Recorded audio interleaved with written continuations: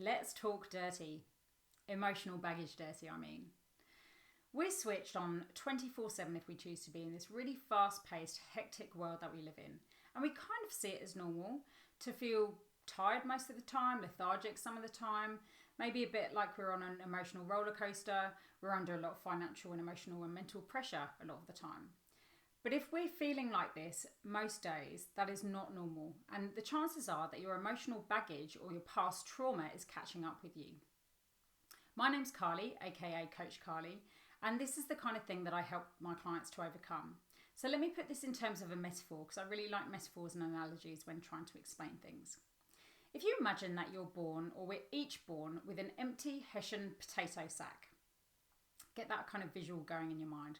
We've got an empty sack that we're born with. And each kind of niggle or resentment or trauma or something that hasn't quite been released goes into that sack.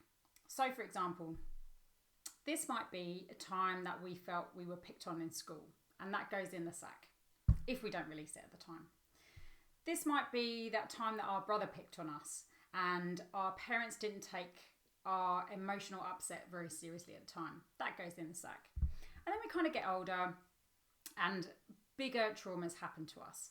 So this might be the time that our first ever partner did the dirty on us when we were in high school or school. And that goes in the sack.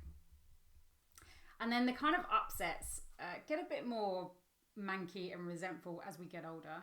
And, you might kind of experience a divorce, or your parents might get divorced, or someone does something really, really awful to you and you just can't let go of it, and you fester away, and it becomes this kind of horrible thing that is growing inside you, festering away.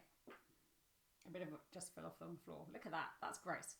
And so more and more things like this go in our sack. And eventually you're carrying around a full potato sack full of all these niggles and resentments, and it's bigger than this usually. And sometimes we need maybe an extra 1 or 2 sacks that we're carrying around. And imagine what that does to us. So some people might call this a midlife crisis, but this can happen at any age. We end up carrying 1 or 2 sacks, or maybe a suitcase full of all these resentments and angers and traumas that we're holding on to, that we can't release, that we haven't released. And we're just carrying these around with us in life. And eventually we become so bogged down by this. And it really doesn't matter what age you're at. It isn't necessarily a midlife crisis. You could be 15 when this happens. You could be 70 when this happens. Or you could be midway through your life.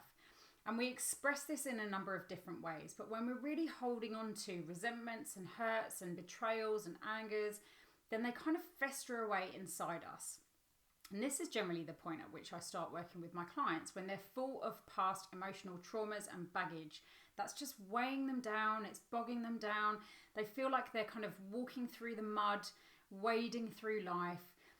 They're quite unhappy, they're on a bit of an emotional roller coaster. They might blame various things in their life, like their job or their partner or their money stresses. But really, you could be in a situation where none of those things change in your life, and you can ditch all these resentments and you can be freed up energetically and emotionally. And that's what I love to teach to my clients. So when we are full of suitcases or potato sacks that are full, and we're kind of lugging them around with us, we tend to want to escape reality, don't we? And we might do this in a number of negative ways and maybe in a couple of positive ways. So some people might over-exercise at the gym, or some people might choose to go for a beach walk to just release some of the stresses of the day. Usually what happens, and when my clients generally come to me, they're usually in this kind of headspace where they're dealing with things in more of a negative coping way. So they might be downing a bottle of booze every night when they get home from work, or they might be gambling, or they might be really angrily taking their life out on their partner. So if any of this sounds like you, then click learn more below and click through to the next video where I unpack the coping styles a bit more. And let's really dig into that and see where you kind of fit on that continuum of coping scales. Are you more in the negative coping scales end, or are you using more positive coping skills? Which is great.